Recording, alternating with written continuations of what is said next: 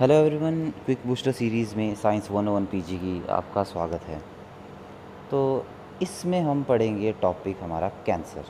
इसमें हम टाइप से नहीं और भी चीज़ें पढ़ेंगे, जैसे हमारी जेनेटिक्स की थी, कुछ वायरसेस के साथ है, जीन्स वगैरह हो गया, ये सब हम इसमें पढ़ेंगे। तो ये CSIR पॉइंट ऑफ व्यू से होगा और हम जल्दी जल्दी करेंगे। ओके, बिना टाइम वेस्ट किए शुरू करते हैं। कैंसर। ओके, तो हम सबसे पहले स्टार्ट करेंगे कैंसर की डेफिनेशन से।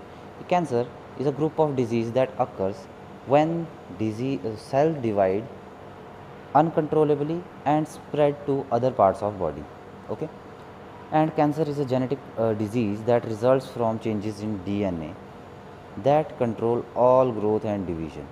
These changes can be caused by error that occur as cell divides, damage to DNA from environmental substance, or inherited DNA changes. Okay, तो अब इस केस में अगर हम बात करें डेवलपमेंट की, तो क्या डेवलपमेंट हो रहा है? तो develop step by step over time as a result of many muscular changes, sorry molecular changes, which includes mutation, inactivating tumour suppressor genes and DNA repair errors. Okay, तो यूजुअली क्या होता है कि एक नॉर्मल सेल होता है, वो normally divide करता है, डिफरेंशिएट करता है, और जब उसका एक स्पैन पूरा हो जाता है, वर्किंग पूरी हो जाती है, या फिर उसमें कुछ प्रॉब्लम आ जाती है, तो वो एपोप्टोसिस में चला जाता है, programmed cell death. But in case of cancer ये जो 3 स्टेप्स हैं वो नहीं हो पाते।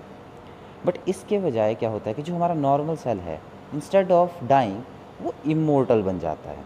तो अब इस इमोर्टैलिटी के क्या आप कह सकते हैं पॉइंट्स हैं, वो हैं कि इसमें कंटिन्यूअस ग्रोथ स्टिमुलेशन होती है।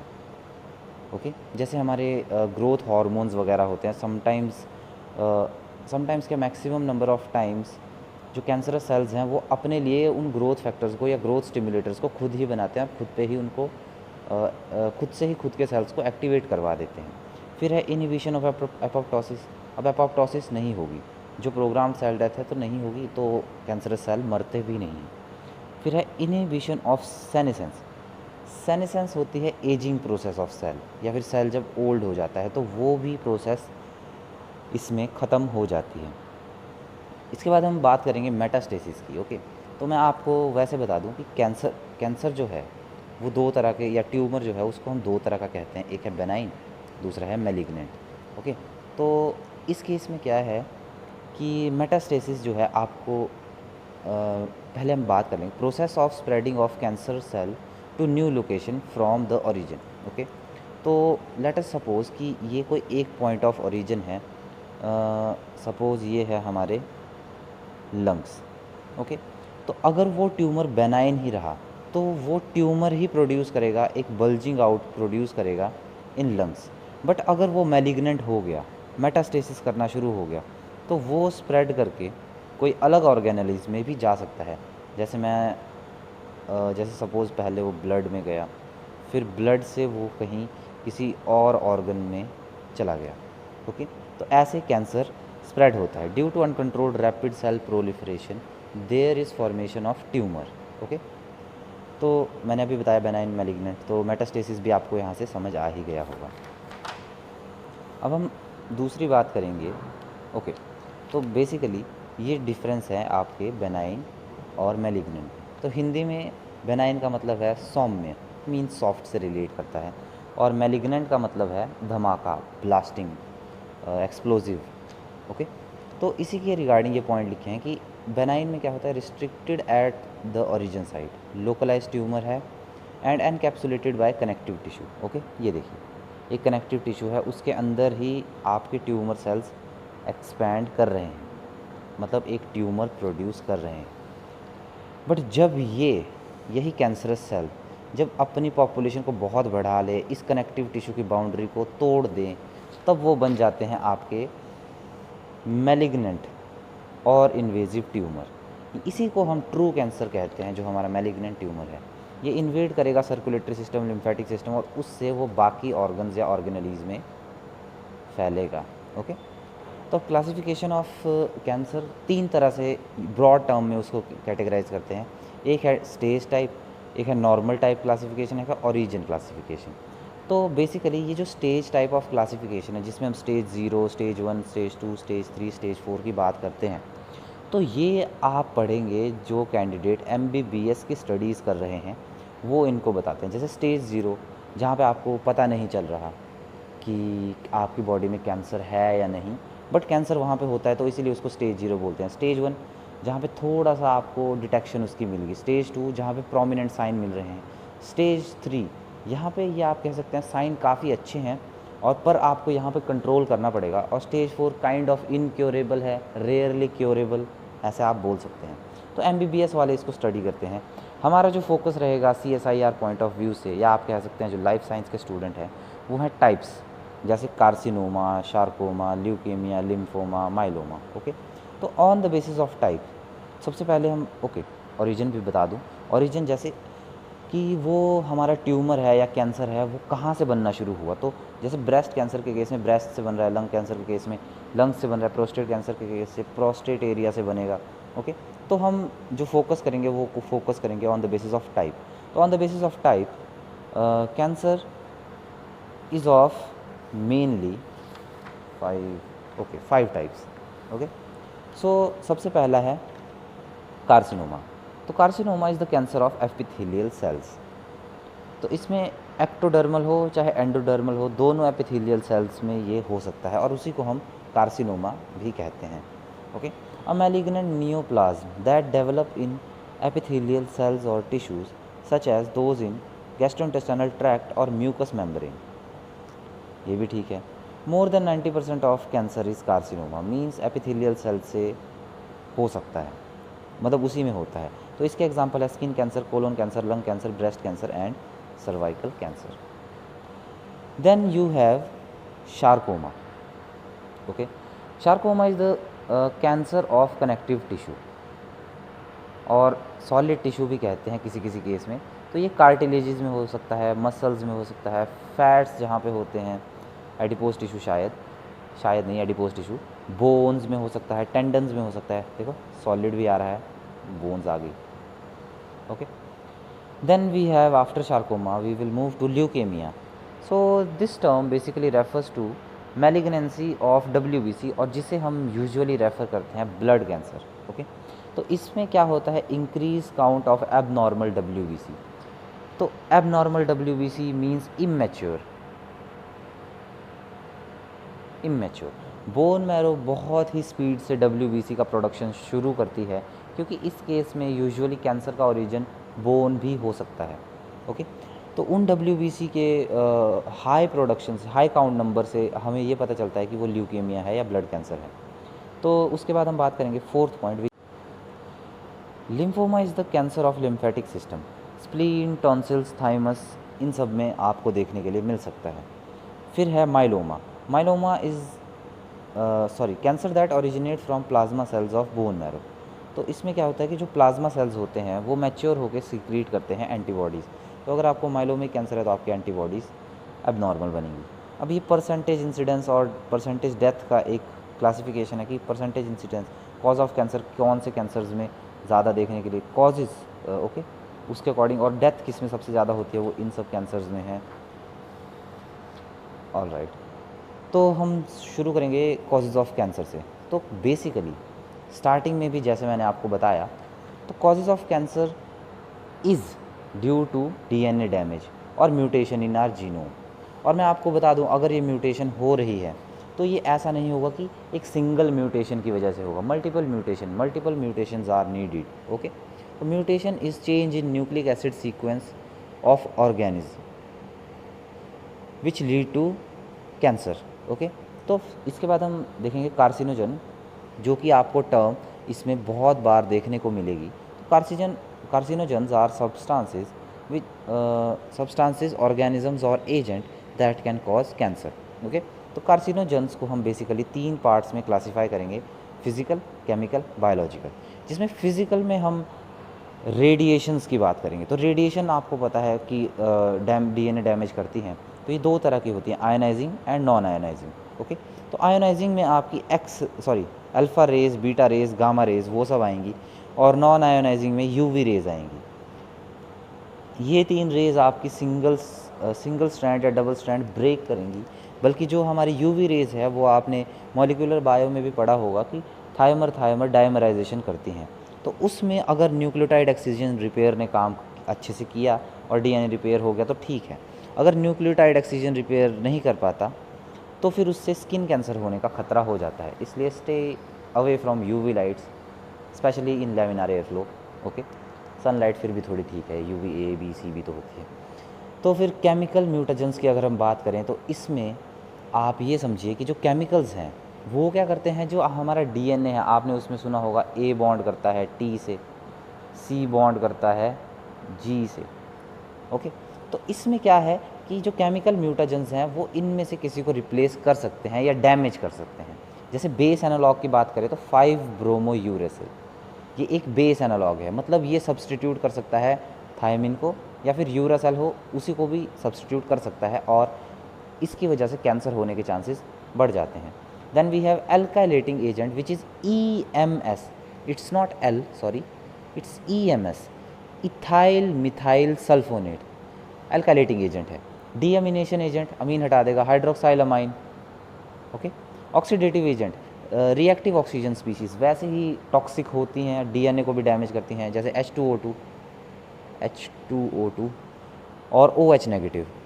Then we have intercalating agent, जो इन्हीं डीएनए स्ट्रैंड्स के बीच में जाके ऐसे इंटरकैलेट कर देंगी और डीएनए को डिस्टर्ब करेंगी। That is ethidium bromide, acridine orange, benzopyrene. तो अगर आप लैब में भी कभी काम करें तो please be careful. Then we have aflatoxins. Aflatoxins moulds produce करते हैं, मतलब मोल्ड्स जो होते हैं वो एफ्लाटॉक्सिन्स को प्रोड्यूस करते हैं, जो कि पॉइजनस सब्सटेंसेस होते हैं ये aflatoxins. They are released by aspergillus flavus and are present in peanuts, moist peanuts, okay, and can cause mutations, that is transversion kind of mutations. Then we will move to biological agents, जिसमें specially पहले मैं बता दूं कि bacteria जो है rarely आपका cancer cause करेगा, जिसका एक एग्जांपल है हेलिकोबैक्टर पाइलोरी। ओके, ये क्या करता है, स्टमक में जाके इन्फेक्ट करेगा और वहीं स्टमक कैंसर प्रोड्यूस कर देगा। देन वायरस में डीएनए वायरस है, आरएनए वायरस है, जिसमें डीएनए वायरस में आपका हेपेटाइटिस बी वायरस है, पेपिलोमा वायरस है, हर्पीज़ वायरस है।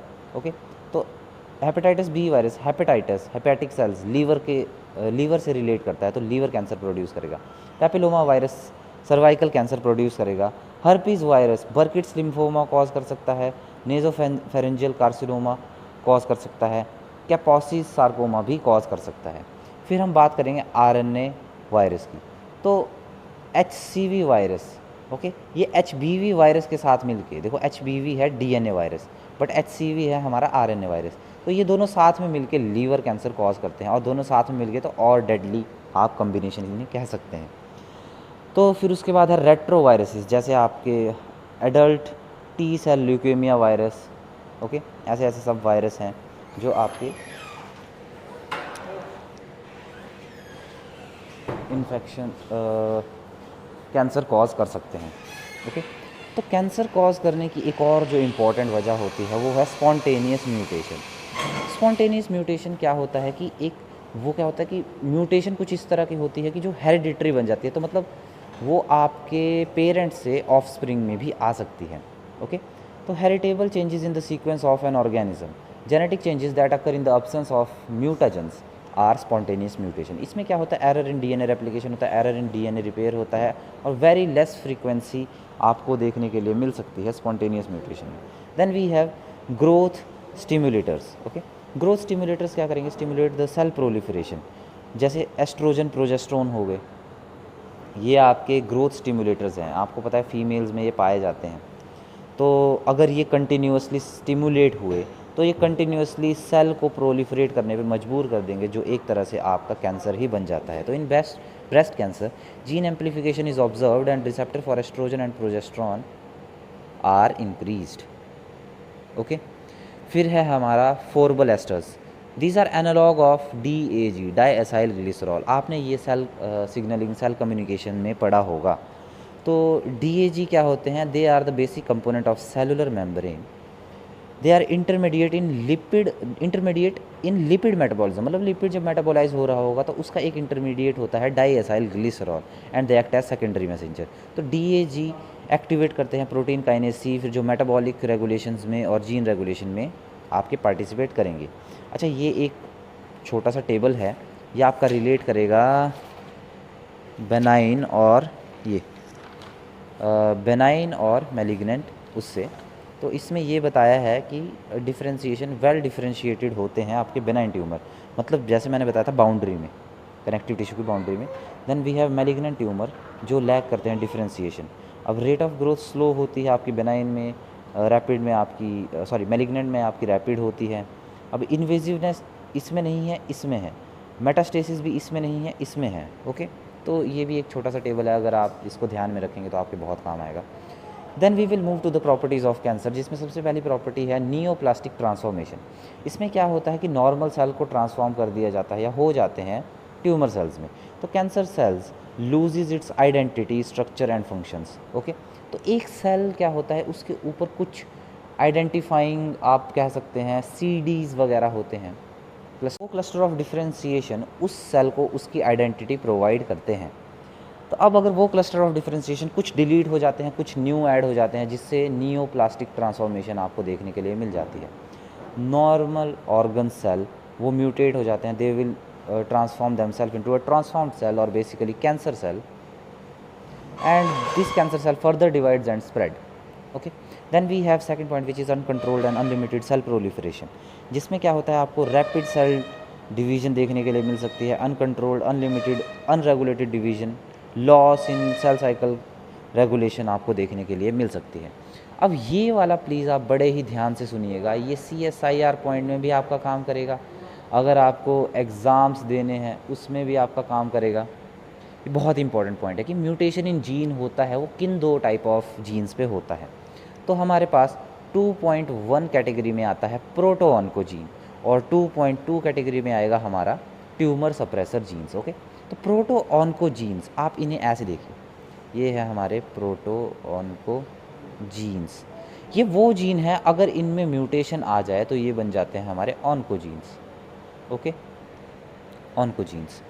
तो यहाँ पे देखिए, तो प्रोटोऑन्कोजीन्स बन जाते हैं ऑन्कोजीन्स, और ट्यूमर सप्रेसर जीन्स का बेसिकली होता है इनिबिशन। ओके, आप इनके काम समझिए। प्रोटोऑन्कोजीन्स आप समझिए कि नॉर्मल जीन्स है, जिनमें म्यूटेशन होगी तो वो ऑन्कोजीन्स बन जाएंगे। तो प्रोटोऑन्कोजीन्स का बेसिक काम है स्टिमुलेशन ऑफ प्रोलिफरेशन। तो जब भी उनमें म्यूटेशन होती है then they will gain a function, कि वो कंटिन्यूसली प्रोलिफरेट करते रहें, और उसी की वजह से वो ऑन्कोजीन बन जाते हैं।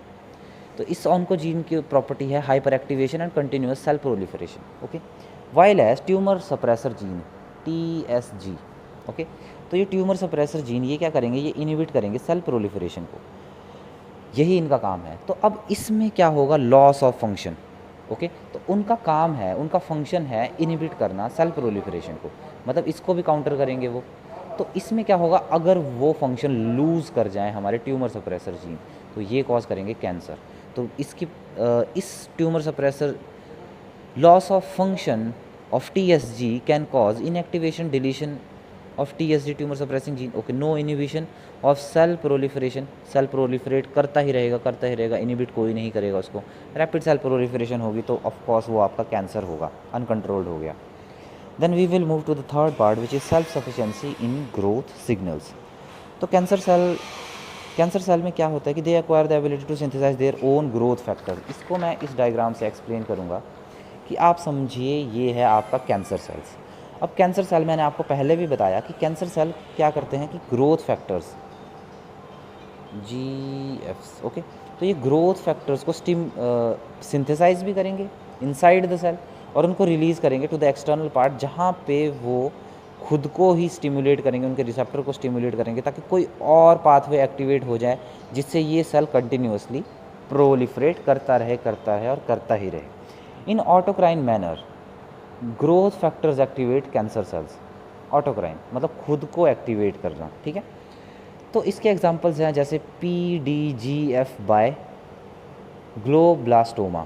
ओके, तो PDGF क्या है, PDGF हैं आपके प्लेटलेट डिराइव्ड ग्रोथ फैक्टर। ये क्या करते हैं, ये ब्लड वेसल्स की ग्रोथ में हेल्प करेंगे, और इसके अलावा ये आपकी क्लॉटिंग में भी वैसे हेल्प करते हैं। बट इनका ये जो blood vessel growth and formation का जो प्रोसेस है वो मेजरली एक्टिवेट होगा, तभी कैंसरस सेल डिवाइड करेगा। Then we have TGF alpha in most sarcoma. Okay, sarcoma के केस में आप TGF अल्फ़ा को देखेंगे। तो जो TGF अल्फ़ा है उसमें ट्रांसफॉर्मिंग ग्रोथ फैक्टर अल्फ़ा वो क्या करता है, they control glial and Schwann cell proliferation. और आपको पता है श्वान सेल्स आपके मतलब ये सब आपके नर्व्स में मिलते हैं, तो नर्वल इम्पैक्ट भी आपको देखने के लिए मिलेगा। अब हम बात करेंगे इसी में गेन ऑफ फंक्शन की, तो ग्रोथ फैक्टर रिसेप्टर्स जो हैं उसमें EGF रिसेप्टर वो एक्स्ट्रा सिंथेसाइज होगा ताकि वो आपका अडेप्ट कर सके, इन्हीं ग्रोथ फैक्टर्स को अडेप्ट मतलब रिसीव कर सके। देन वी हैव HER2/न्यू जो कि RT के रिसेप्टर है, उसके ओवर एक्सप्रेशन आपको देखने के लिए मिल सकता है in breast cancer. Then please also remember this Herceptin which is monoclonal antibody that blocks these two HER neu या RT के रिसेप्टर्स को, इनको ब्लॉक करेगी। Okay, then gain of function in intracellular downstream proteins. ये था receptors के, growth factor receptors के लिए। अब ये है आपके इंट्रासेलुलर डाउनस्ट्रीम प्रोटीन्स के। तो ये सब प्रोटीन जैसे रैस रैफ MEK ERK EIK ऑक्टफॉस जून माइक या सी माइक साइक्लिन D, इन सब में जब आपको गेन ऑफ फंक्शन देखने के लिए मिलेगा तो आप देख सकते हैं कि ये कैंसरस पाथवेज़ को प्रमोट करेंगे। और जैसा कि मैंने आपको पहले भी बताया था, गेन ऑफ फंक्शन आपको मिलेगा प्रोटोऑन्कोजीन्स में, जब वो स्टिमुलेट होंगे तो ऑन्कोजीन्स बनाएंगे। तो गेन ऑफ फंक्शन प्रोटोऑन्कोजीन्स और loss of function in tumour suppressor jeans. Okay, तो इसके बाद हम बात करेंगे फोर्थ पॉइंट जो है हमारा, ये अभी तक थर्ड पॉइंट था। ओके, थर्ड पॉइंट जो था सेल्फ सफिशिएंसी, मतलब ये खुद को सफिशिएंट कैसे करते हैं। ठीक है, और ये था फोर्थ पॉइंट, ये है fourth point, insensitivity to anti growth signals. तो ट्यूमर सप्रेसर जीन प्रोडक्ट्स जो होते हैं वो इनहिबिट करते हैं। ओके, TSG की बात हो रही है जिसमें लॉस ऑफ फंक्शन होता है, तो वो बेसिकली दे इनहिबिट करते हैं सेल प्रोलिफरेशन, नॉर्मली तो यही होता है। तो इसके एग्जांपल है हमारे SMD, आपने P53 सुना होगा, cell control cell division. TGF alpha आपने प्रोटोऑन्कोजीन्स में पढ़ लिया, बट TGF बीटा की बात करेंगे हम ट्यूमर सप्रेसर जीन में, जो कंट्रोल करेंगे आपके cell growth, apoptosis, differentiation regulation. Okay, then RB भी आपको बहुत बार सुनने के लिए मिलेगा, रेटिनोब्लास्टोमा, P10 इंक 10 ये भी आपको देखने के लिए मिलेगा। तो cancer cell fails to respond to these. Okay, तो इसमें क्या है, इनसेंसिटिव जो हमारा कैंसर सेल है, ये जैसे सपोज़ मैं करता हूँ P53, ये जाता है नॉर्मल सेल पे और यहाँ कर देती है, ये स्टॉप सिग्नल है एक तरह से आप कह सकते हैं, जो रोक देगा सेल प्रोलिफरेशन। बट जो कैंसर सेल्स हैं, ये कैंसर है, ओके, तो यहाँ पे ये काम नहीं करेगा क्योंकि ये कैंसर सेल इनसेंसिटिव हो जाते हैं for all these tumour suppressor jeans. तो ये भी एक कॉज है कैंसर सेल्स के बनने का। Then we have immortal inhibition of apoptosis. तो उसमें क्या होता है, रेजिस्टेंस टू एपोप्टोसिस हो जाती है, या फिर आप कह सकते हैं कि टोटली एपोप्टोसिस बंद ही हो जाती है instead of calling it resistance. क्योंकि इसमें देखिए ये कैसे होता है कि एक्सट्रिंसिक और इंट्रिंसिक पाथवे है उसको इनिबिट कर दिया जाता है।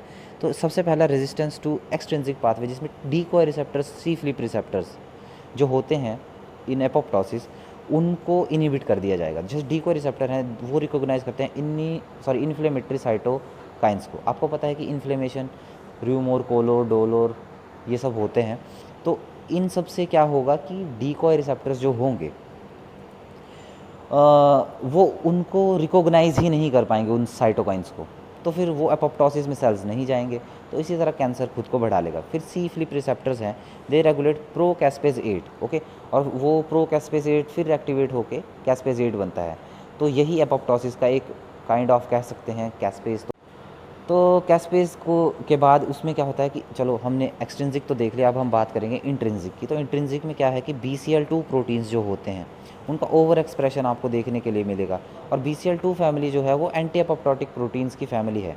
एक्चुअली ये BH3 से ही बिलोंग करती है। तो BCL2 मेनली आपका ओवर एक्सप्रेशन हो जाएगा, तो जैसे ही ओवर एक्सप्रेस हो रहा है तो एपोप्टोसिस को ये इनिबिट कंटिन्यूसली करता रहेगा। Then you have a case in loss of function of BH3 family. Although BCL2 भी एक पार्ट ऑफ BH3 है, बट BCL2 को हम सेपरेट पढ़ते हैं। BH3 में हम पढ़ते हैं बैड, बिड, बिम, पुमा, नोक्सा और BIK, ओके, बिक है ये। तो इन सब आप कह सकते हैं मॉलिक्यूल्स को उसमें पढ़ेंगे। BH123 बैक, ओके, ये BH123 के हैं। Resistance to the sequence, loss of function of P53 RB, ये मैंने आपको P53 का यहाँ पे ये भी बताया इनसेंसिटिविटी वाले पॉइंट। तो अगर इनसेंसिटिव हो गए तो ठीक है, वरना लॉस ऑफ फंक्शन हो जाता है। Then we will move to the 6th point which is limitless replicative potential. मतलब वो बहुत ही ज़्यादा रेप्लिकेट करेंगे। तो uncontrolled rapid cell proliferation, no cellular senescence, no Hayflick limit. Hayflick limit वही मतलब 30 to 40 साइकिल ऑफ रीजनरेशन के बाद सेल डाई हो जाता है। ठीक है, तो नॉर्मल सेल्स देखिए आप, ये है ना 30 पॉइंट, आप अभी इसे यहाँ समझ लीजिए, यहाँ तक ये इसकी पॉपुलेशन एक्चुअली 50 तक, यहाँ जो मार्क है वहाँ तक नॉर्मल सेल की पॉपुलेशन बढ़ रही है। पर इन केस ऑफ कैंसर जहाँ पे इसे भी नीचे की तरफ ही आना चाहिए था, देखिए थोड़ा पहले से ही उसकी पॉपुलेशन प्रोलिफरेशन हाई हो जाती है और कैंसर सेल में कोई आपको सेनेसेंस देखने के लिए नहीं मिलेगी। मतलब वो ओल्ड नहीं होगा, मरेगा भी नहीं, है ना। तो फिर उसके बाद हम ये देखेंगे कि reactivation of telomerase in cancer. Okay, telomerase आपको पता होगा डीएनए रेप्लिकेशन में जो लास्ट में सीक्वेंस बचते हैं वो उसका मतलब उसमें हेल्पफुल है। तो उसमें HTERT, H for human, then telomerase reverse transcriptase activation जो है वो करेगा। डीएनए एंड रेप्लिकेशन में ये काम करता है, तो उसका ओवर एक्सप्रेशन हो जाएगा तो एंड रेप्लिकेशन ऐसे बढ़ जाएगी। Rate of limiting component of telomerase मतलब इसमें अफेक्ट हो जाता है और आपको पता है फिर क्या होता है। Then we will move to the 7th point which is angiogenesis. Now angiogenesis आप प्लीज़ फ्लावर से कंपेयर ना करें। Angiogenesis is basically the formation of new blood vessels. ये ब्लड वेसल्स कहाँ फॉर्म होती हैं? जहाँ पे आपको हाइपोक्सिया कंडीशन देखने के लिए मिलती है, मतलब जहाँ ऑक्सीजन आपका कम हो जाता है। तो इसमें VEGF1 जो फैक्टर है वो वेसिकुलर एंडोथेलियल या फिर आप ग्रोथ फैक्टर ही इसको समझ लीजिए, वो एक RT के इन्वॉल्व इन RT के पाथवे में इन्वॉल्व होता है जो एंजियोजेनेसिस को फॉर्म करता है। तो अब यहाँ देखिए ये कोर कैंसर सेल था, ये क्या करेगा? सेल्स बनाएगा, फैलता रहेगा। अब यहाँ पे क्या होगा कि हाइपोक्सिक कंडीशन डेवलप हो जाती है, एनारोबिक कंडीशंस। ओके, तो ये क्या करेगा? हाइपोक्सिक कंडीशन के केस में HIF1 which is hypoxic inducing factor 1 वो इंड्यूस हो जाएगा। अब इस HIF1 का केस आप और भी पढ़ेंगे aerobic to anaerobic transformation of bacteria में, कि कैसे वो अडेप्ट करते हैं या फिर स्विच कर लेते हैं अपना मेटाबॉलिज्म। बट इस एंजियोजेनेसिस इन ह्यूमंस भी आप HIF1 हाइपोक्सिक इंड्यूसिंग फैक्टर 1 को यहाँ पे पढ़ रहे हैं। तो इसकी एक्टिवेशन की वजह से VEGF1 which is vesicular endothelial growth factor 1 ये एक्टिवेट होगा और ये एंजियोजेनेसिस करेगा। जहाँ पे ये जो मेन ब्लड वेसल सपोज ये है, यहाँ से आप समझ लीजिए सब ब्लड वेसल्स निकलेंगी और वहाँ पे ब्लड सप्लाई होगा, तो उससे फूड वगैरह की रिक्वायरमेंट फुलफिल हो जाती है और ये सब हो जाता है। ओके, HIF के बारे में कुछ पॉइंट है। It is released in hypoxic condition, stimulates VEGF1, ये मैंने आपको पहले बता दिया। Then we stimulates lactate dehydrogenase production. अब लैक्टेट डिहाइड्रोजिनेज आपको पता होगा कि सेल प्रोड्यूस एनर्जी, जिसमें क्या होता है लैक्टेट को पायरुवेट में कन्वर्ट कर दिया जाता है। ओके, जब हम बेसिकली हम ग्लूकोज का ब्रेक डाउन करते हैं, बट यहाँ पे लैक्टेट का कर रहे हैं और पायरुवेट को भी लैक्टेट में कन्वर्ट कर दिया जाता है according to the cell requirement. तो ये लैक्टेट डिहाइड्रोजिनेज कैंसर सेल में आप कह सकते हैं कि थोड़ा सा स्टिमुलेट हो जाता है। Then we have stimulate pyruvate kinase M3 production. Okay, then we will move to the point of metastasis. अब मेटास्टेसिस के केस में क्या है कि आप ये समझ लीजिए core of the cancer, then cancer cell ने थोड़ा सा ग्रो किया। अब कैंसर सेल क्या हो गए? डिटैच हो गए। अब ये डिटैचमेंट हुई एनकरेज इंडिपेंडेंट। आप इस पॉइंट को फर्दर बाद में स्टडी करेंगे, अभी मैं ऐसे लिख दिया। तो एनकरेज इंडिपेंडेंट में क्या है कि ये डिटैच हो गए, अपनी बाउंड्रीज़ को तोड़ के निकल गए, फिर वहाँ से ये ब्लड वेसल या फिर ये लिम्फ में एब्जॉर्ब हो गए, वहाँ से ये अदर एरिया में चले गए और इन्होंने सेकेंडरी ट्यूमर कॉज कर दिया। अब इसी प्रोसेस को हम कहते हैं metastasis, which is spreading of cancer cells to new region of body. तो dehydration of extra cellular matrix degradation, okay sorry, मतलब यहाँ पे क्या है कि सपोज़ कैंसर एक साइड पे है, तो सबसे पहले वो क्या करेगा? मैट्रिक्स डिग्रेडिंग एंजाइम बनाएगा, मैट्रिक्स मेटालोप्रोटीनेज बनाएगा, MMPS, कोलेजिनेज बनाएगा। There is production of hepatocyte growth factors HGF, जिसे हम SF स्कैटर फैक्टर भी बोलते हैं। तो ये ऐसे बाउंड्री तोड़ के स्कैटर हो जाता है, रेगुलेट्स। ओके, ये सब कॉमन है। ओके, तो वैसे ही इसकी मेटास्टेसिस यहाँ पे चलती रहेगी। Then we have density independent growth, density और एनकरेज इंडिपेंडेंट आप बोल सकते हैं।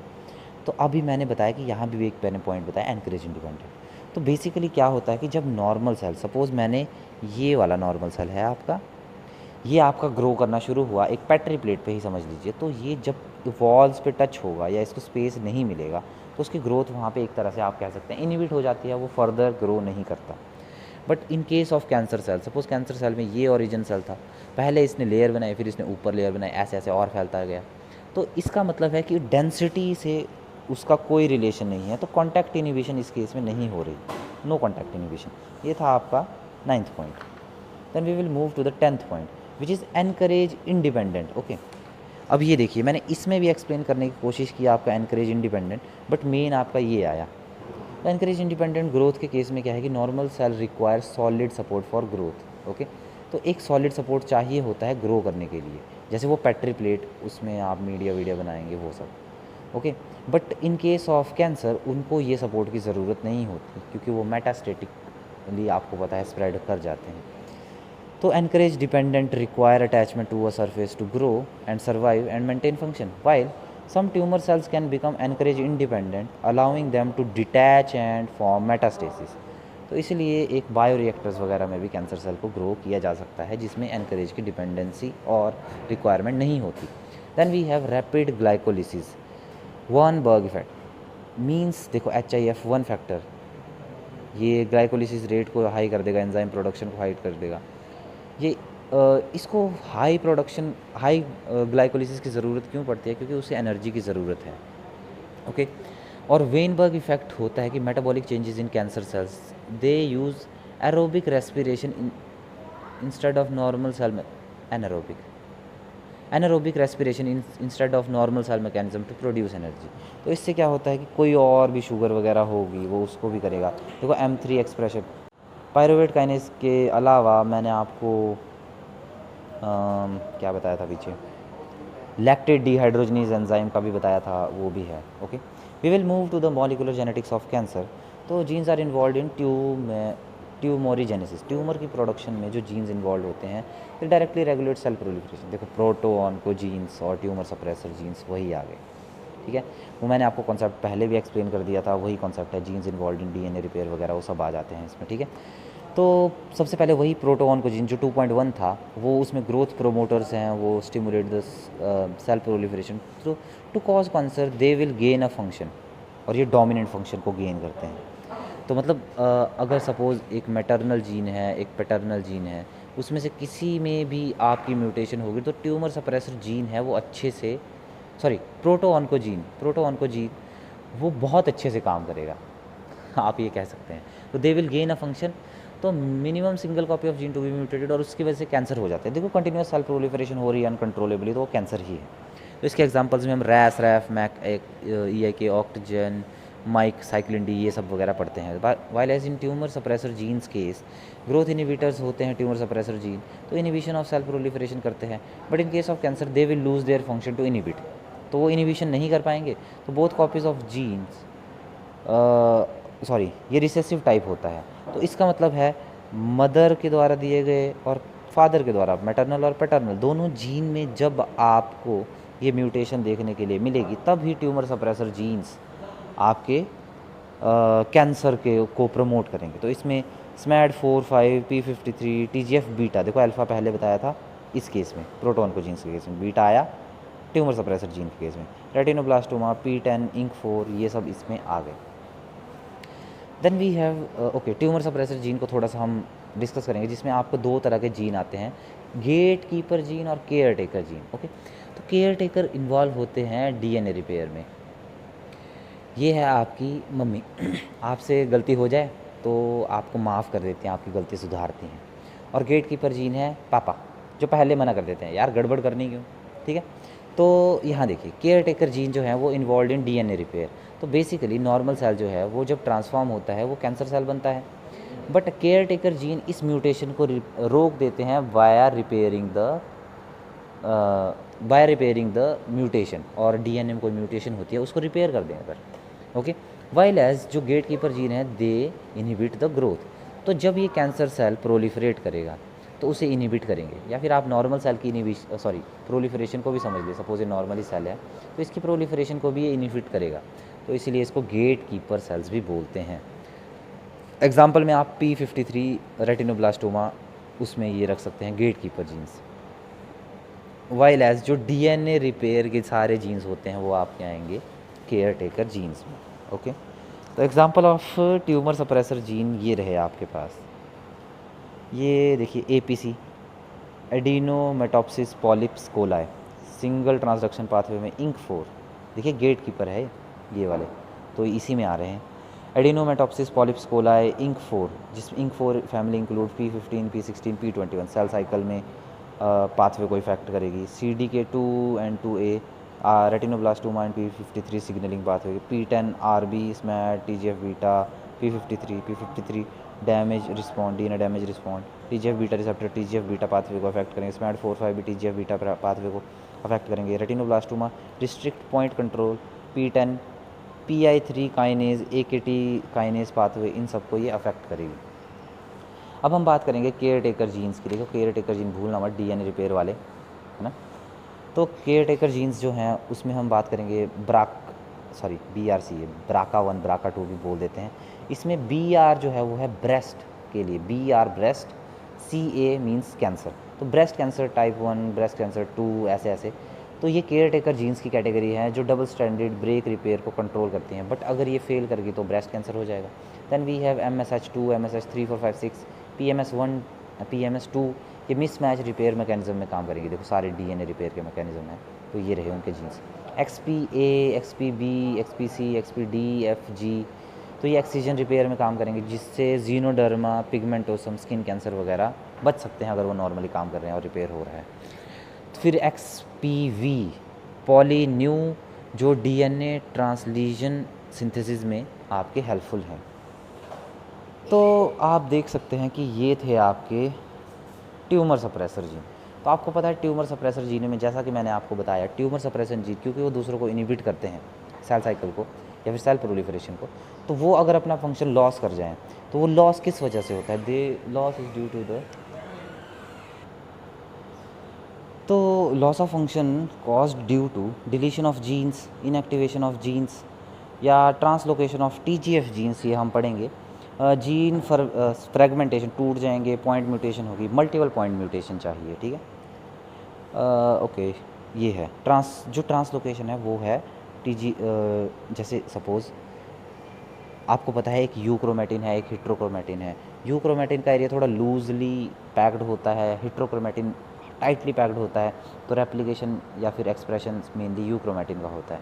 समटाइम क्या होता है कि जब euchromatin they are getting transform to heterochromatin, तो TSG जीन्स जब उसमें ट्रांसफॉर्म हो जाएँ तो उस केस में भी आपको ये सब देखने के लिए मिल जाता है कि कैंसर बढ़ जाए, क्योंकि सप्रेस नहीं कर पा रहा ना प्रोलिफरेशन, इसलिए। तो ट्यूमर सप्रेसर जीन एग्जांपल्स में जो हम इसको हम डिटेल में पढ़ेंगे, तो उसमें सबसे पहला रेटिनोब्लास्टोमा, जो कि है आई ट्यूमर, आँख का। Mutation in various cancer, retinoblastoma, sarcoma, breast cancer, bladder, liver cancer, carcinoma, इन सब में इन्वॉल्व होता है। तो G1 फेज़ में क्या करता है कि रेटिनोब्लास्टोमा है, ये E2F फैक्टर को इनिबिट करेगा, जो इनिबिशन ऑफ सेल प्रोलिफरेशन है एक तरह से। ओके, तो सेल साइकिल आपको इसके लिए पढ़नी पड़ेगी। ग्रोथ फैक्टर जो कि है which is present is CDK4 cyclin. ये CDK4 cyclin itself inhibit the retinoblastoma, ठीक है। आप ये देखिए, ये इसको ब्लॉक करता है और ये ब्लॉक करेगा आपका, जैसा कि मैंने आपको यहाँ बताया, EF2 factor, E2F sorry, not EF2। Okay, तो अगर EF2 को ये साइक्लिन डी ने अगर इसे इनिबिट कर दिया तो EF2 इनिबिट नहीं होगा, वो एक्टिव होगा, तो क्या होगा, साइक्लिन E की सिंथेसिस होगी और स्टिमुलेशन ऑफ प्रोलिफरेशन होगा, और सेल है वो G1 से S फेज़ में मूव कर जाएगा, और S फेज़ में ऑफ कोर्स DNA की रेप्लिकेशन होनी है, तो फिर फर्दर डिवीजन तो होगा ही। अब इस केस में रेटिनोब्लास्टोमा के केस में मैं आपको बता दूं कि 2 हिट हाइपोथेसिस चलती है। तो 2 हिट हाइपोथेसिस में क्या है कि फर्स्ट जो है वो है स्पोरेडिक फॉर्म की या नॉन हेरिडिटरी फॉर्म की। तो अगर सपोज़ एक है हमारे पास मैटरनल जीन, एक है हमारे पास पैटर्नल जीन, दोनों पे रेटिनोब्लास्टोमा पॉजिटिव है, या आप बोल सकते हैं कि प्रेजेंट है जीन अच्छे से, तो क्या होगा, तो नॉर्मली कोई कैंसर नहीं कॉज होगा। अगर इन दोनों में से एक भी हिट खा गया तो फिर एक तो है हमारे पास, क्योंकि ये डोमिनेंट स्टेज में होते हैं इसलिए एक से भी काम चल पड़ता है, बट अगर दोनों से ही किसी तरह डिलीशन होगी या रिमूवल हो गया तो फिर नहीं, तो फिर उससे कैंसर ही फॉर्म होगा। अब in sporadic form 2 hits are required लिखा है। ओके, तो फर्स्ट हिट ये लगी, सेकंड हिट ये लगी, फिर कैंसर कॉज हुआ। But in hereditary form suppose maternal या पैटर्नल, सपोज ये मदर है उससे प्रेजेंट मिल गया हमें, फादर से नहीं मिला हेरिडिटरी रीज़न की वजह से, spontaneous mutation of course hereditary. तो इससे क्या होगा, एक भी हिट लगेगी, मतलब एक भी म्यूटेशन हुआ तो वो डायरेक्ट कैंसर कॉज करेगा। In hereditary form 1 hit is required. Okay, तो अगेन मैं ये वाला रिपीट कर दूँ कि ये जो अभी मैंने आपको हाँ, ये जो मैं आपको जेनेटिक्स पढ़ा रहा हूँ, इसी जेनेटिक्स को कुछ लोग कैंसर क्रिटिकल जीन्स की फॉर्म में भी पढ़ते हैं, जिसमें gain of function loss of function होता है। तो अगर आप, मैंने आपको बताया प्रोटो ऑन्को जीन्स वो प्रोलिफरेशन में हेल्प करेंगे, तो gain of function proliferation continuously होती रहेगी, वो हुआ उसका गेन ऑफ फंक्शन। और इन case of TSG tumour suppressor jeans, वो सप्रेस करते हैं तो वो अपना सप्रेसिंग फंक्शन लूज़ कर जाएंगे, तो वो हुआ आपका लॉस ऑफ फंक्शन। तो DNA डैमेज रिपेयर नहीं होगा, चेक पॉइंट एक्टिवेशन होता ही मतलब नहीं होगा अच्छे से, तो फिर ऐसे ऐसे कैंसर प्रोड्यूस हो जाता है और इस केस में प्रोलिफरेशन सर्वाइवल वगैरह बढ़ जाते हैं। ओके, रेटिनोब्लास्टोमा हो गया। अब हम बात करेंगे P53 प्रोटीन, जो कि एक अगेन बहुत इंपॉर्टेंट प्रोटीन है। तो P53 बहुत ही इंपॉर्टेंट है और बहुत सारे कैंसर में 50% of all cancer including leukaemia, lymphoma, sarcoma, brain tumour cancer etcetera, मतलब अदर भी हो सकते हैं, उन केस में अगर P53 म्यूटेटेड हो गया, मतलब P53 म्यूटेशन दिखती ही है इन कैंसर में 50% ऑफ ऑल कैंसर्स। ओके, तो P53 is guardian genome. Okay, so MDM2 करता है इनिबिट P53 को, और P53 कंट्रोल करता है सेल डिवीजन को। तो आप इस पाथवे को समझ रहे होंगे। तो यूजुअली क्या होता है, जब DNA डैमेज होता है वो रिलीज़ करता है ATM ARM, तो उससे क्या होता है CHK1 CHK2 एक्टिवेट होता है, P53 को एक्टिवेट करता है। देखो इसे एक्टिवेट करेगा बाय रिमूविंग MDM2। ओके, तो अब P53 जब एक्टिवेट हुआ, वो एक्टिवेट होगा ड्यू टू द फॉस्फोराइलेशन, जिससे 3 चीज़ें एक्टिवेट होंगी। First is cell cycle arrest, तो P16, 15, 21 ऐसे ऐसे अरेस्ट करेंगे। जैसे P15 अरेस्ट करता है बाया ब्लॉकिंग और inhibiting the CDKs।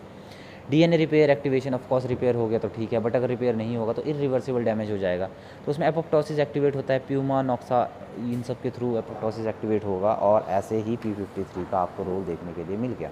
So in case of P53, if a single copy of P53 is mutated, it can cause cancer. Mutation in both gene copy is not required, मतलब हो गया तो भी cancer है, बट एक gene से काम चल पड़ेगा कैंसर होने का, quite negative. Okay, normal person P53 gene expression, अब ये आपकी प्रोमोटर साइट है, यहाँ से आपकी रेप्लिकेशन या फिर एक्सप्रेशन स्टार्ट होगा। तो P53 जीन्स की अगर ये आप कह सकते हैं कि कॉपी या फिर जो mRNA है वो जब ट्रांसलेट होगा तो P53 डाइमर बनाएगा। ओके, तो ये डाइमर यहाँ अटैच होंगे, डाइमर यहाँ अटैच होंगे, ये टेट्रामर है। पता कहीं कहीं बुक में ना मैंने यहाँ पे डाइमर भी पढ़ा है, ये मुझे एक बार फिर चेक करना पड़ेगा। ओके, तो जब ये पूरा कॉम्प्लेक्स बनेगा तो उसी के बाद ये अपना इफेक्ट दिखा सकता है। इसीलिए कहते हैं कि 1 single copy of P53 if mutated it can cause cancer. तो देखो अगर मैं इसमें से एक को भी अगर डिलीट कर दूँ तो ये पूरा कॉम्प्लेक्स फॉर्म ही नहीं होगा। तो पूरा कॉम्प्लेक्स फॉर्म नहीं, टेट्रामर नहीं बना, तो आप यही समझ सकते हैं कि कैंसर हो गया। एंड नेगेटिव डोमिनेंट इफेक्ट, वही P53 जीन है, एक्सप्रेशन होगा, नॉर्मली mRNA बन रहा है, जो मैंने अभी एक्सप्लेन किया।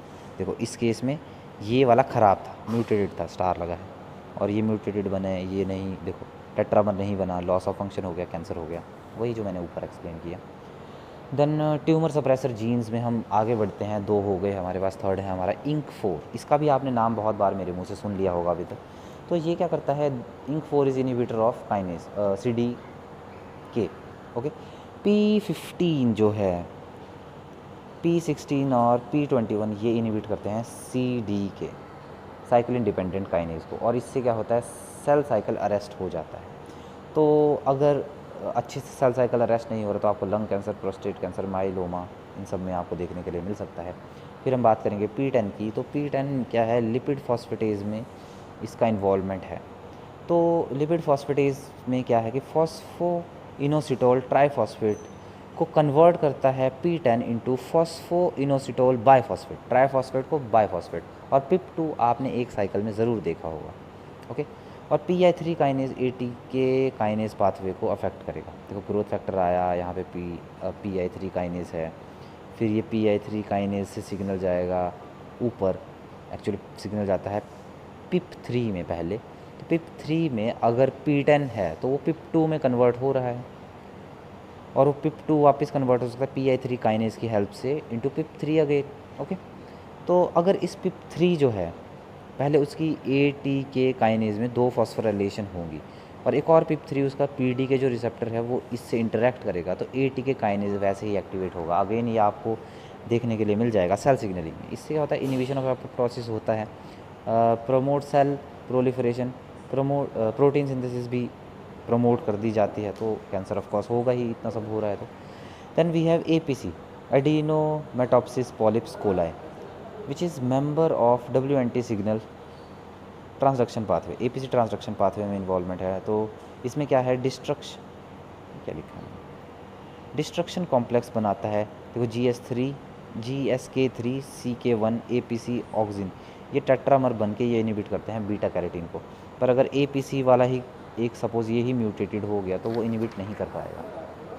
तो इसमें loss of function in APC आपको ऑब्जर्व आप कर सकते हैं। ओके, तो इसमें इनएक्टिवेशन ऑफ डिस्ट्रक्शन कॉम्प्लेक्स हो गया तो बीटा कैरोटीन एक्टिवेट हो गया, तो सेल प्रोलिफरेशन भी एक्टिव रहेगी। देन मैंने आपको बताया था TGF बीटा का case.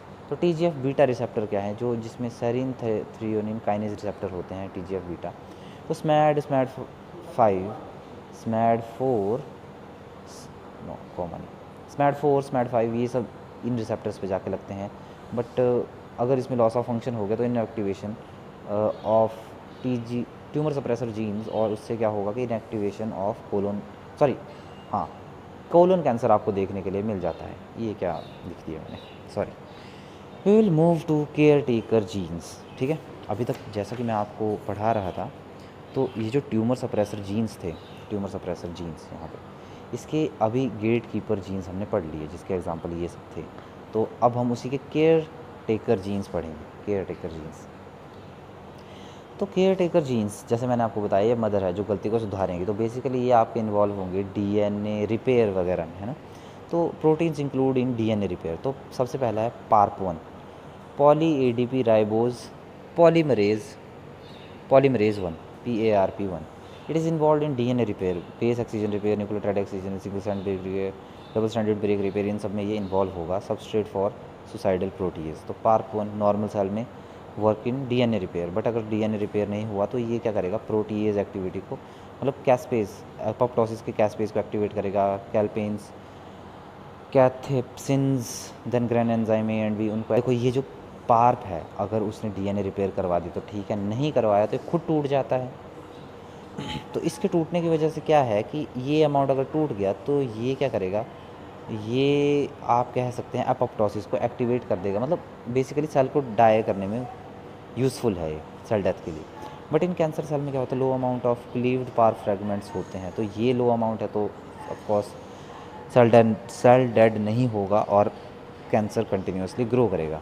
Then PARP1 role in transcription, cardiac remodelling, vasoconstriction, ageing, उसमें भी आपको देखने के लिए मिल सकता है। तो mRNA act as TSG, tumour suppressor gene. mRNA inhibit mRNA of c-Myc, KRAS pathway में जो यूज़ होता है। MIR34, तो MIR34 mRNA CDK4 CDK6 और साइक्लिन E को इनिबिट करेगा। BRCA1 BRCA2 ब्रेस्ट कैंसर के लिए work in double stranded repair and loss of function is also observed in this. Okay, मतलब लॉस ऑफ फंक्शन कर गया ट्यूमर सप्रेसर जीन, अगर अपना फंक्शन लॉस कर गया तो कैंसर हो जाएगा। Then you have xeroderma pigmentosum, skin cancer है। UV रेज, थाइमर डाइमर, अगर उसमें रिपेयर नहीं हो पाया तो स्किन कैंसर कर जाता है। Loss of function in nucleotide excision repair system. ठीक है, ये तो हो गया प्रोटोन को जीन्स। ठीक है, तो ओके, ठीक है, तो मैं आपको यहाँ पे फिर से दिखा दूँगी। ट्यूमर सप्रेसर जीन आप कह सकते हैं कि ख़त्म हो गया। वी विल मूव टू प्रोटोऑन्कोजीन्स, जो कि प्रोटो ऑन्कोजीन्स जो कि ऑन्कोजीन्स में कन्वर्ट होकर कैंसर कर देते हैं। ये वो जीन है जो बहुत इंपॉर्टेंट है, इनमें म्यूटेशन होने से ही कैंसर होता है। आई होप आप इतना ये लाइन समझ गए होंगे। तो इसमें क्या होता है, there stimulation of cell proliferation, growth promotes, normal gene हिल जाता है। तो proto oncogenes dominant type of category में पढ़ेंगे। तो एक भी जीन म्यूटेट हुआ तो आपका वो जीन, देखो वही सेम बात, मदर और फादर, पैटर्नल मैटरनल, एक भी जीन म्यूटेट हुआ तो वो रिज़ल्ट को ही अफेक्ट कर देगा, है ना। जैसे सपोज डायमर बन रहा हो, ट्राइमर टेट्रामर बन रहा हो, तो उसको अफेक्ट कर देगा, तो ऑब्वियसली वो जीन की वजह से आपका कैंसर हो गया, है ना, gain of function. Dominantly mutated alleles of proto oncogenes, तो उससे कैंसर कॉज हो सकता है। Some normal proto oncogenes, some normal TSG present. ठीक है, ये कुछ पॉइंट इंपॉर्टेंट नहीं है। Then examples of proto oncogenes है growth factors, growth factor receptors, G protein signals, intracellular tyrosine kinase, intracellular serine threonine kinase, transcription factor और ये सब। ठीक है, EGF वीडियो जो है वगैरह वगैरह, receptor tyrosine kinase, CRAS, GSP, GLP, ERK इसमें है, CROD, CMOS इसमें है, CMyc, तो CMyc इंपॉर्टेंट है, भूलना मत, ये एग्जाम्पल के तौर पे भी याद रखना। CJUN, CMyp, CREL, CFOS, cyclin D वगैरह, COCT, ये सब आपको देखने के लिए मिल जाएंगे। Then you will get to see gain of function is due to point mutation, multiple point mutation. ये पता नहीं मैंने मल्टीपल क्यों नहीं लिखा है। मल्टीपल पॉइंट म्यूटेशन जहाँ आपको देखने के लिए मिल जाएगी, वहाँ पे आपका गेन ऑफ फंक्शन भी देखने के लिए मिल जाएगा in proto oncogenes. Then you have gene amplification, chromosomal translocation. Suppose एक क्रोमोसोमल 14 पे है, वो वहाँ से उठ के 8 पे चला गया, यहाँ से जीन उठ के यहाँ पे चला गया, तो जब भी 8 रेप्लिकेट करेगा तो वो जीन भी एक्सप्रेस करेगा, तो इसकी वजह से हो गया overexpression. Then you will have local DNA rearrangement, insertional mutagenesis. Okay, तो अब इनके एग्जांपल्स को हम डिस्कस करेंगे। देखो तो HER2 या न्यू जीन, हम जीन से शुरू कर रहे हैं of course. 25% of cancer cause due to, okay, due to mutation in HER2 neu gene. Okay, तो इसमें क्या है, रिसेप्टर टायरोसिन काइनेज पाथवे में ये एक मेजर फंक्शन और मेजर एक मॉलिक्यूल है जो EGF receptor family, ERB2 family. Okay, gene amplification, इसमें जीन एम्पलीफिकेशन बढ़ जाती है तो डुप्लीकेशन ऑफ जीन आपको देखने के लिए मिल जाते हैं, जिसमें ब्रेस्ट कैंसर होने के चांसेस हैं। ट्रीटमेंट आप फिर हर्सेप्टाइन वो है, मैंने पहले भी बता दिया था। तो डुप्लीकेशन ऑफ जीन में क्या है, ER-PR positive gene duplication, oestrogen progesterone receptors की आप कह सकते हैं जीन डुप्लीकेट हो जाते हैं, तो वो रिसेप्टर बढ़ जाते हैं। तो जब भी एस्ट्रोजन और प्रोजेस्टेरोन आएगा तो रिसेप्टर एक्स्ट्रा उसको अडेप्ट करेंगे, और एक्स्ट्रा अडेप्ट करेंगे तो फिर आपको पता है ब्रेस्ट कैंसर हो जाएगा। ठीक है, तो activation of RAS pathway. Okay, इसमें आपको देखना है सिर्फ ये दो, RAS-GDP, RAS-GDP। अब नॉर्मली क्या होता है, RAS-GDP इनएक्टिवेटेड फॉर्म में है, सिग्नल ग्रोथ फैक्टर्स आए, उसने अपना सिग्नलिंग की, फिर वहाँ से G9 न्यूक्लियोटाइड एक्सचेंज फैक्टर से क्या हुआ, GTP-GDP एक्सचेंज हुआ, तो RAS जो है एक्टिवेट हो गया। RAS एक्टिवेट हुआ, उसने के थोड़ी देर बाद में तो कैफ मैक ये सब आपके सेल प्रोलिफरेशन में जो थे वो एक्टिवेट हो गए। बट इसमें क्या है, जब इसे बंद करना होता है तो जो एक्सचेंज GTP एज एक्टिवेट, इसे छोड़िए, तो क्या पॉइंट म्यूटेशन होती है जिसकी वजह से GTP-GDP एक्सचेंज नहीं हो पाता, जिसकी वजह से लॉस इन GTPase एक्टिविटी आपको देखने के लिए मिल जाती है। GTPase जो GTP को हाइड्रोलाइज करके GDP बनाएगा। ठीक है, तो यहाँ वाली प्रोसेस नहीं हो रही, मतलब ये यहाँ से यहाँ एक्टिवेट हो रहा है और उसकी वजह से सेल प्रोलिफरेशन आपको देखने के लिए मिल जाएगी। ओके, तो कंटिन्यूसली सेल प्रोलिफरेट होगा तो ऑफकोर्स कैंसर ही बनाएगा। Point mutation, loss of GTPase activity in RAS protein, GTPase यहाँ पे है, GTPase activity. Then activation of RAF। Okay, देखो RAS हो गया, अब है RAF की बारी। तो RAF ऑन्कोजेनेसिस ट्रांसफॉर्मेशन, इसमें क्या होता है कि जो आप कह सकते हैं कि जो नॉर्मल प्रोटीन होते हैं उसमें एक रेगुलेटरी डोमेन होता है, एक सेरिन थ्रियोनिन काइनेज डोमेन होता है। अब इस रेगुलेटरी डोमेन पे ये म्यूटेशन आपको देखने के लिए मिल जाएगी एट गैग रीजन। ओके, तो इसमें एक्चुअली इंसर्शन आपको देखने के लिए मिलेगी, नॉट डिलीशन, सॉरी। तो gag region from virus can get integrated into this. इससे क्या होता है, सेरीन थ्रियोनिन काइनेज जो है उसमें गेन ऑफ फंक्शन होता है। अब रेगुलेट नहीं करेगा, उसको स्टॉप नहीं करेगा सेरीन थ्रियोनिन काइनेज को, तो वो एक्टिव ही रहेगा, उससे हाइपर एक्टिवेशन होगी और ऑनकोजीन्स बनेंगे, तो कैंसर बनेगा। Then we have a point of chromosomal translocation, ये in case of C myc gene, myc, that's the wrong number, normal locus, okay.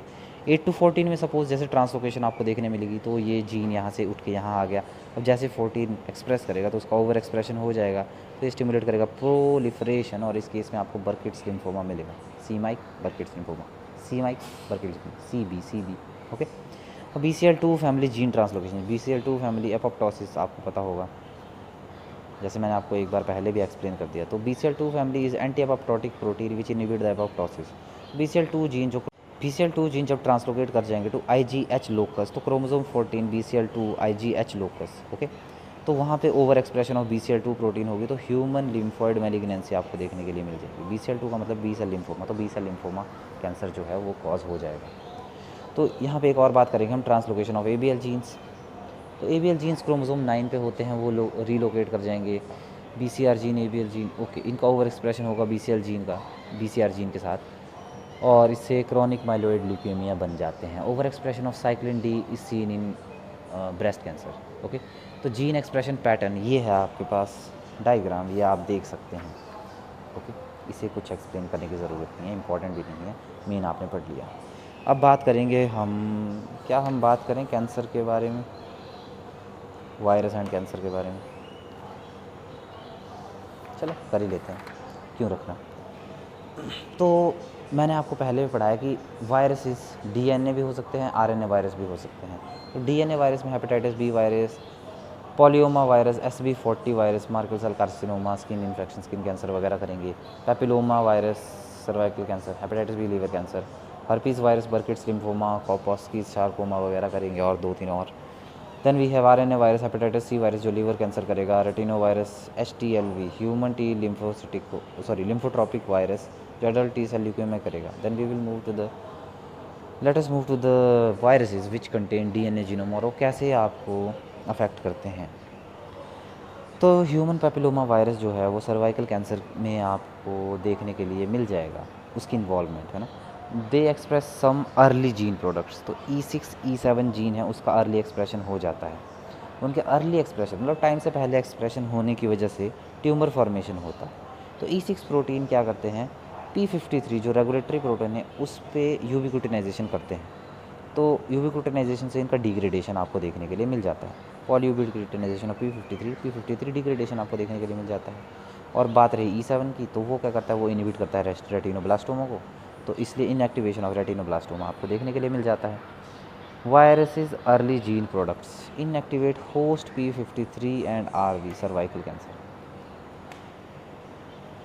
Inactivate P53 RV in cervical cancer, ठीक है, good point. Then you have Merkel cell polyoma virus, MCP virus. This virus express, अगर ये virus express करेगा large T antigen को express करेगा, तो उन large T antigen के एक्सप्रेशन से इनहिबिट हो जाएगा P53 और रेटिनोब्लास्टोमा प्रोटीन, क्योंकि T एंटीजन को वो सेल्फ ही मानेगा शायद, इसलिए, ओके। तो RNA जीनोम कंटेनिंग वायरस, वो DNA थे 2 और ये RNA है, जैसे HTLV virus, human T lymphotropic virus, ये कॉज करता है T सेल ल्यूकेमिया। और एक है राओस शार्कोमा वायरस, RSV या RS वायरस, राउस, ओके। तो इसमें जो RSV वैरायटी है वो कैंसर कॉज करेगी, और ये ALV जो एवियन वैरायटी है, एवियन ल्यूकोट्रोपिक वायरस, वो कैंसर कॉज नहीं करेगी। तो इसमें आप ये देख सकते हैं कि जो हमारे LTR जो जीन है उसमें ना ENV जो आपका एनवेलप ग्लाइकोप्रोटीन एनकोड करता है, और LTR जो है, उनके बीच में आपको C सेरीन का म्यूटेशन देखने के लिए मिल जाएगा। तो उसकी वजह से ऑन्कोजीन्स, जो प्रोटो ऑन्कोजीन्स है वो ऑन्कोजीन्स में कन्वर्ट हो जाएंगे। They will then intracellular tyrosine kinase को एक्टिवेट करेंगे, रैस मैप पाथवे को एक्टिवेट करेंगे, कंटिन्यूस प्रोलिफरेशन होगी, और शार्कोमा और कैंसर आपको देखने के लिए मिल जाएगा। अच्छा, अब ये देखिए कि cancer as a multistep process, तो इसमें जो राइज आपको देखने के लिए मिलेगा वो है logarithmic rise in incidence of cancer after certain age. अब मतलब आप जब एक देखिए, जैसे सपोज़ आपको 30 पे डिटेक्ट हुआ, 30 पे थोड़ा सा बढ़ रहा, 40 पे 45 तक थोड़ा बढ़ रहा, पर 50 के बाद एक लॉगरिथमिक बहुत ही ओवर एक्सप्रेशन ऑफ आपको कैंसर मिलेगा। शायद इसलिए क्योंकि हमारे सेल्स थोड़े वीक हो जाते हैं, हमारी सेल्स में प्रोलिफरेशन वीक हो जाती है, तो कैंसर क्योंकि कंटिन्यूसली प्रोलिफरेशन कर रहा है तो वो ओवर एक्सप्रेस करेगा compare to other cells. Percentage incidence और एज का ग्राफ है ये। Then we have adenomatous polyps coli colon cancer basically. तो मल्टीपल जीन म्यूटेट होते हैं, तो gene APC, KRAS, TGF beta pathway के जीन्स, P53 के जीन्स, ये सब म्यूटेट होते हैं। किस टाइप के जीन है? ये ट्यूमर सप्रेसर है ये, और ये भी ट्यूमर सप्रेसर है। रैस मैप पाथवे का वो प्रोटोन को जीन है, और ये लॉस फंक्शन करेंगे और गेन करेंगे, लॉस गेन लॉस लॉस, और ये कोलोन कैंसर को आपका बढ़ाएगा, जिसकी वजह से इमोर्टैलिटी आएगी, मेटास्टेसिस आएगी, अनकंट्रोल्ड ग्रोथ होगी, अनरेगुलेटेड सेल डिवीजन होगी, और कैंसर आपका बन जाएगा। अब कैंसर डेवलपमेंट स्टेज की बात करते हैं। ये कुछ स्टेजेस हैं। सबसे पहले क्या होगा, सपोज़ हमारे पास ये है कोई भी सेल या बेसल लैमिला है जिसके ऊपर सेल्स हैं आपके। अब ये जो हाईलाइटेड सा सेल है, सपोज़ ये है आपका कैंसर सेल, जो स्टेज 0 में हमें डिटेक्ट नहीं हुआ, बट स्टेज 1 में इसने कुछ एक्टिविटी शो करना शुरू कर दी। अब देखिए ये ब्लड वेसल्स हैं आपकी, यहाँ पे बना देता हूँ ब्लड वेसल्स, और ये लिम्फ है, ठीक है। तो भले ही डायरेक्ट कांटेक्ट में ना हो, बट बाद में देखना क्या होगा। सबसे पहले ये जो नॉर्मल आपके बेसल लेमिना के ऊपर जो सेल्स हैं, एंडोथीलियल, एक्टोडर्मल, एंडोडर्मल सेल्स, वो सब सेल्स में एक सेल आपका म्यूटेट कर गया। तो फर्स्ट म्यूटेशन हुई आपकी APC जीन पे, है ना। अब ये देखो APC जीन एक tumour suppressor, APC gene is a tumour suppressor gene, तो मतलब उसका लॉस ऑफ फंक्शन हुआ, जो सप्रेस करता था वो लूज़ कर गया अपनी एक्टिविटी को। तो उसमें क्या हुआ फिर, वो आप कह सकते हैं कि सेल्स ने डिवाइड करना शुरू कर दिया अनकंट्रोलेबली। ये ओरिजिन सेल है, ठीक है। तो फर्स्ट हुआ APC जीन का। Then we have second mutation which is KRAS, okay. KRAS protooncogene है, जो गेन ऑफ फंक्शन कर गया, और उसकी वजह से कंटिन्यूअस प्रोलिफरेशन हुआ, और ये थोड़ा और बढ़ गया। तो ये जो APC जीन वाला स्टेज था उसको हम पॉलिप्स स्टेज बोलेंगे, और इसको हम बोलेंगे early adenoma stage. Then we have late adenoma stage. इसमें TGF बीटा जो है, TGF बीटा वो स्टिमुलेट कर गया, मतलब लूज़ कर गया अपना फंक्शन, जो कि ट्यूमर सप्रेसर जीन था। तो उसकी वजह से फिर ये और बढ़ा, इसकी और मतलब आप कह सकते हैं कैंसर प्रमोट हुआ। फोर्थ म्यूटेशन हुआ P53, शायद P53 लिखा है यहाँ पे, हाँ P53 जीन में म्यूटेशन हुआ, अगेन ट्यूमर सप्रेसर जीन है, तो और ज़्यादा बढ़ गया, ठीक है। लार्ज एडिनोमा प्लस कार्सिनोमा, ये सब हुआ यहाँ पे। अच्छा, पिछला जो था ये लेट एडिनोमा स्टेज था, उसके बाद आया आपका large adenoma plus short carcinoma आप बोल सकते हैं, या इनिशियल कार्सिनोमा भी बोल सकते हैं। तो अब इस इनिशियल कार्सिनोमा में जब उसने अपनी सेल बाउंड्री को पूरा ब्रेक कर दिया, तो और मेटास्टेसिस से वो इन्वेड कर जाएगा सेल एंड लिम्फ में, वहाँ से सेल और लिम्फ में इन्वेड कर गया, तो और वहाँ से वो क्या करेगा, अदर ऑर्गन्स वहाँ पे या कहीं और सेल्स में जाके इन्फिल्ट्रेट कर लेगा। अब डायग्नोसिस कैसे होगी आपके कैंसर की, वो होती है मॉर्फोलॉजिकल एग्जामिनेशन से या सिम्टम्स डिटेक्ट करके। अब सबसे पहले हम शुरू करेंगे एक्चुअली सिम्टम्स से। लोकल टिश्यू एसोसिएटेड सिम्टम्स आएंगे आपको, tumour formation, bleeding, lymph in breast, अगर ब्रेस्ट कैंसर है वो सब देखने के लिए मिलेगा। मॉर्फोलॉजिकल एग्जामिनेशन में detection of transform cell within the body under microscope, okay. It could be cancer, okay. एक सस्पेक्ट बन जाता है जब हम माइक्रोस्कोपिक एग्जामिनेशन करते हैं, ओके। तो और इन बायोप्सी कर सकते हैं, जहाँ पे हम टिश्यू का पीस लेते हैं, उसको कट, स्टेन और एग्जामिन करते हैं फिर से अंडर माइक्रोस्कोप, जो हिस्टोपैथोलॉजिकल स्टडी में आता है। देन बोन मैरो बायोप्सी, अब नॉर्मल काउंट इन WBC आपको ल्यूकेमिया में देखने के लिए मिल सकता है। टैप टेस्ट करते हैं सर्वाइकल कैंसर में, जो डिटेक्ट करता है जेनाइटल सेल, सर्विक्स वगैरह के सेल्स को। Then we have radiology, x ray, CT scan, MRI, उससे भी हम कर सकते हैं। जैसे CT स्कैन में एक्सरे को यूज़ करेंगे generate 3D image, to generate 3D image of internal organ. Then MRI magnetic resonance imaging है which use magnetic fields and non ionising radiation to detect the cancer. हमने symptoms हमने पढ़ लिए थे। Biochemical markers में आप देखेंगे रैपिड इंक्रीज एंड ग्लाइकोलिसिस आपको ऑब्जर्व होगा, मैंने बताया था rapid increase in glycolysis, energy ज़्यादा चाहिए ज़्यादा प्रोलिफरेशन के लिए। Then you have pyruvate kinase M3, वो भी आपका बढ़ जाएगा। आप मैंने उसका पहले ही आपको बता दिया। इम्यूनोलॉजिकल मार्कर्स में expression of new antigen by cancer cell specific antigens. Then we have fibre fish in situ hybridisation, जिसमें detection of gene copy number करते हैं। नॉर्मल कॉपी नंबर जितना होता है उसके कंपेयर में देखते हैं कि जो हमारा सस्पेक्टेड सेल है उसका कॉपी नंबर कितना है। अगर उसका नंबर ज़्यादा है तो मतलब वो कैंसर है। Tumour suppressor gene, detection of genes, decrease gene copy number. अच्छा, ट्यूमर सप्रेसर में क्योंकि इनिबिशन होगा तो वो कम हो जाएगा उनका नंबर, और जो प्रोटोऑन्कोजीन थे जो बाद में ऑन्कोजीन बन गए उनका नंबर इंक्रीज़ कर जाएगा। तो कॉपी नंबर इंक्रीज़ होगा ऑन्कोजीन्स में और डिक्रीज़ होगा ट्यूमर सप्रेसर जीन्स में। दैन हम माइक्रो एरेज कर सकते हैं, detection of mRNA, expression of gene oncogenes का हाई एक्सप्रेशन वगैरह पहले की तरह। और इसमें ट्रीटमेंट क्या है? अगर बेनाइन या सॉलिड ट्यूमर हो तो पहले ट्रीटमेंट हम क्या करते हैं, उसका करते हैं हम सर्जिकल रिमूवल। अर्ली स्टेज जैसे polyp stage, early adenoma, late adenoma, उसमें सर्जिकल रिमूवल करेंगे। रेडियोथेरेपी दी जाती है टारगेट सेल्स को by exposing them to radiation. Okay, fast killing of cancer होती है। Double strand single strand DNA break repair होते हैं of cancer cell, not of ours. Okay, then radiation use होती है कोबाल्ट 60 आयोडीन 131 से। Cobalt 16 को use करते हैं to emit X rays then target tumour cells, and iodine 131 आपने thyroid cancer के केस में सुना होगा। Then chemotherapy, the most expensive therapy of the world. Sorry, it was a joke, but please be careful and stay away from cancer. Get a healthy life.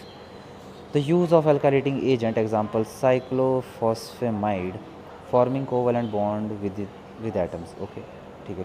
Chemotherapy है, basically chemicals का इस्तेमाल करेंगे ताकि कुछ inhibition हो जाए, जैसे inhibition of nucleotide biosynthesis, जैसे मिथोट्राइएक्सेट जो DHEF डाईहाइड्रोक्सीफोलेट रिडक्टेज को इनिबिट करता है।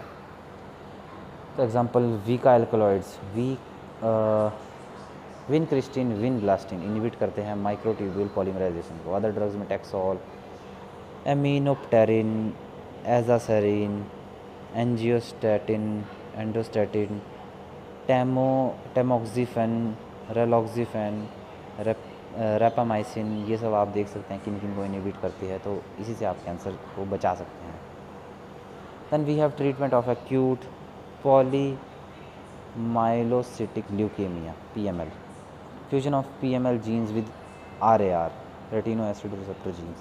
Product of this fusion gene blocks the differentiation in the cell, तो मतलब डिफ्रेंशिएशन नहीं करेगा। It can cause promyelocytic leukaemia. देखते हैं targeted therapy, high retinoic acid concentration से क्या होगा। देखो हीमोपोएटिक आ गई थी, तो मैं ये बोल रहा था कि जो हीमोपोएटिक स्टेम सेल्स हैं वो ऑफ कोर्स पहले रेप्लिकेट करेंगे, फिर वो डिफरेंशिएशन में जाएंगे। ओके, तो इस केस में जो डिफरेंशिएशन है वो PML जीन और PAR जीन मिल के उसको इनिबिट कर देंगे।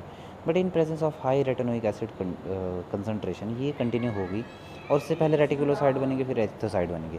वाइल एज ये आप कह सकते हैं WBC, माइलोसाइड लिम्फोसाइड, उनकी फैमिली में चले जाते हैं। Then you have monoclonal antibody cancer treatment, जिसमें आप देख सकते हैं मोनोक्लोनल एंटीबॉडी कैंसर ट्रीटमेंट में ड्रग्स कौन कौन सी यूज्ड हैं, टारगेटेड प्रोटीन्स कौन कौन से हैं, और ट्यूमर टाइप कौन कौन से हैं जिनको ये अफेक्ट करेगा। तो ये भी ऑफ कोर्स बोलने की ज़रूरत है नहीं, बट मैं आपको इसमें ये वाला पॉइंट ज़रूर बोलूँगा, मल्टी ड्रग रेजिस्टेंस वाला point. Multi drug resistant cancer वो कैंसर होते हैं जो अपने अंदर से ड्रग्स को बाहर निकाल देते हैं whenever we are trying to treat the cancer cell. Okay, तो इसमें क्या है, they are resistant to anti cancer drug. तो cancer cell expresses MDR gene, multi drug resistant gene, which code for ABC receptor, जिससे efflux of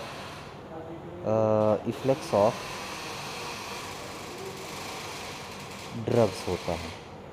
efflux of drugs आपको देखने के लिए मिलता है। तो मैं ऐसे ही बता दूं, सपोज़ ये है आपका कैंसर सेल्स। ओके, तो ये है आपका जीन, उसने एक्सप्रेस किया, इसके एक्सप्रेशन की वजह से क्या हुआ, ये ABC ट्रांसपोर्टर यहाँ पे हुआ। अब जब ड्रग आएगी वो अंदर जाएगी और इन्हीं ABC ट्रांसपोर्टर के थ्रू बाहर आ जाएगी। तो इसी वजह से वो हो जाते हैं आपके रेजिस्टेंट। फिर हम बात करेंगे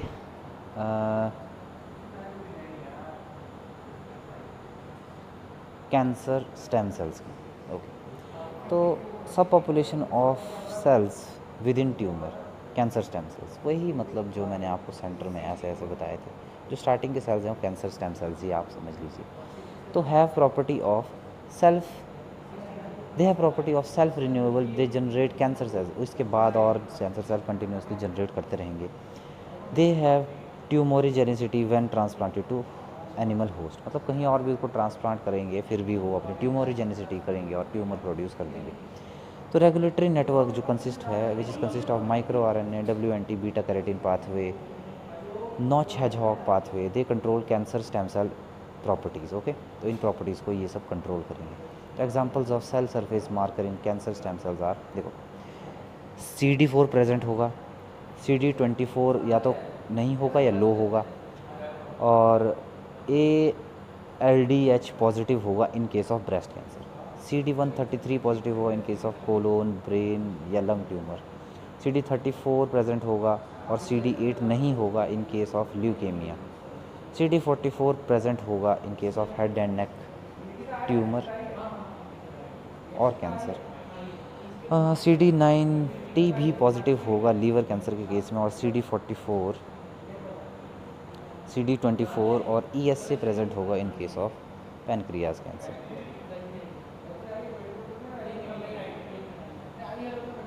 देखने के लिए thank you very much, see you soon on the same channel Science 101 PG। Please do share, like and subscribe if you want similar videos in future.